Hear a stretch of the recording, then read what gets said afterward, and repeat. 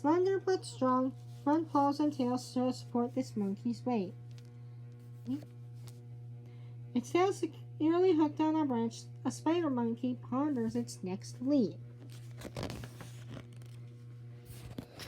Two adult spider monkeys take a breather after a long morning of strenuous exertion. These spider monkeys. Mother makes a bridge for her body to ensure the safety of her baby between trees. See the baby?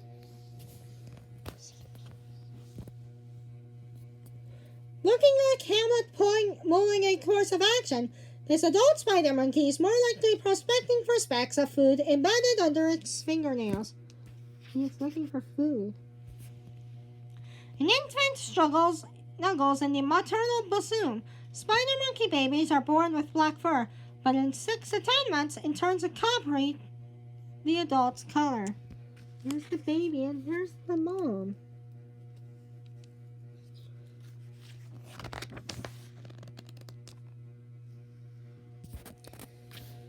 Balancing deftly, a female spider monkey begins to groom her mate. She's grooming its mate. Ready to take siesta, 3 spider monkeys form a furry tangle. The monkeys enjoy bodily contact so much that they often bed down in heaps. Oh, they're sleeping.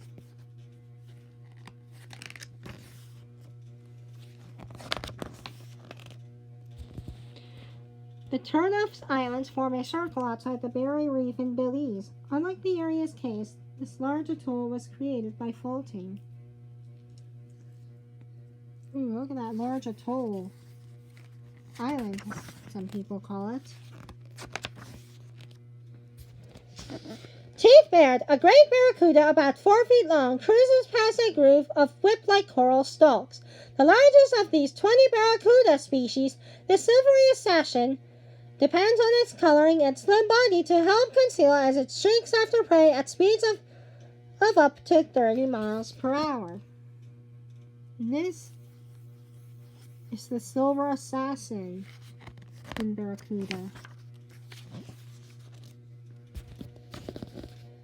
The waters around the cays and the reefs of Central America's Caribbean coast provide these marine animals with easy living. Warm subsurface temperatures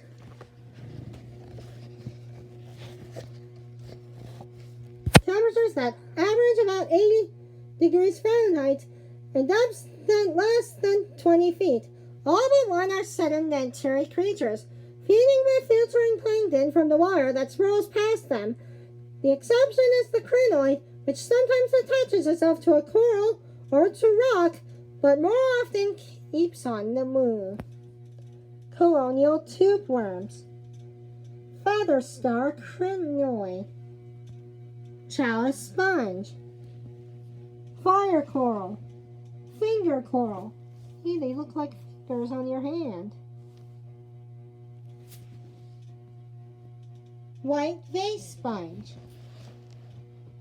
Pink vase sponge. Cheese sponge.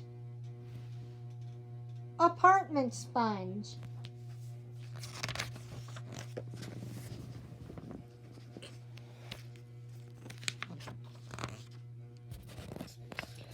A slender coconut palm and a bushy cluster of red mangrove trees share the leeward side of a cay of Belize. The seeds of both species can endure long periods of immersion in salt water and still retain their ability to germinate. Oh, that's a lot of big palm trees you can see here.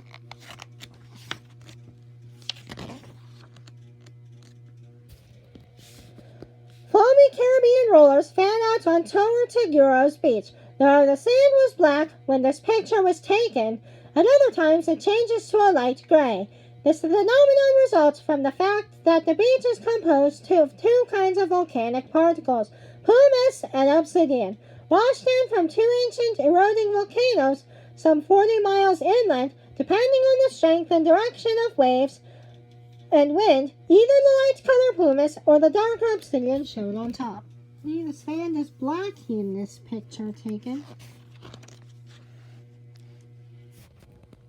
Seen from a low hill on the jungle's edge, Tortugueros Lagoon parallels the beach for its full 22-mile length. Right. The lagoon's brackish waters are fed both by Caribbean breaching and by the sand barrier at the left, and by jungle streams looping in at the far right. See the water? This is the lagoon that we read about.